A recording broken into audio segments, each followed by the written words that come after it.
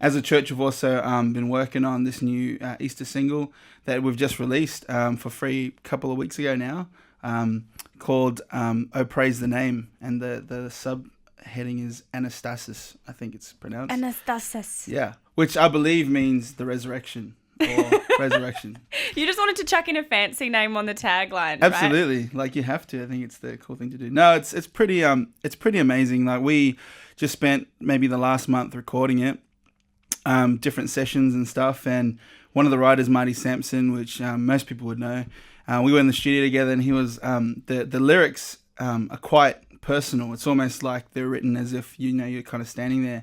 And he kind of comes into the studio after we did one session, and he kind of says, you have to actually close your eyes and actually, like, the lyrics start, "I cast my mind to Calvary." And he goes, you literally have to do that. And so I think the song is pretty special because it kind of makes the lyrics come alive. And even though it's, something that was done 2,000 years ago, I feel like it's cool to present that story in a way where you go, this is my story. This is the story that we're still living and that we're a part of, which is awesome. What are you hoping for the people that are going to be hearing this song, whether that's in church or out of church? Because your reach is obvious. It extends beyond, the four walls. Yeah, I think what any Christian or what any church would want to do with a song or with an event or anything like this would be just to reach people and to present the gospel of Jesus in a way that is so relatable, but also quite heartbreaking. I like we were having a chat with Martin Smith a few weeks ago, and he was saying, like our songs are meant to break hearts because, we want to open people's hearts to the gospel of God. And that story is a bit of a heartbreaking story. Jesus died on the cross for us and to reconcile us to the Father.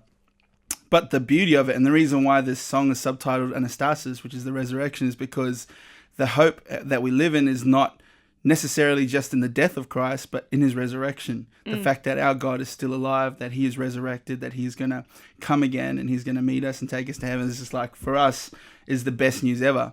And so there's only a few times a year where, the world stops and recognizes the message of Jesus. And this is one of those times, and we just want to make sure we're good stewards of it and we do what we know to be right, which is to, share that message. How do you keep a freshness in your awareness of that? As you were saying moments ago, Marty's like, you got to get back. You got to really close your eyes and reflect. When you're singing these kind of tracks and reflecting on what Christ has done as often as you do, How do you keep it a fresh reality so that it's not just lost in the lyrics? I think community, honestly. I think it's no coincidence that the bride of Christ is a community of people. I heard someone refer it to like a Christian out of the community of believers is almost like a whale outside of, seawater. Like it just doesn't work. Like you kind of need it. We need each other. And maybe I wouldn't have sung the song the way I did without that community, without Marty going, "Hey man, you sounded great, but you need to take yourself back to that point where Jesus actually saved you, and you're going to stand before that cross and sing what you're saying."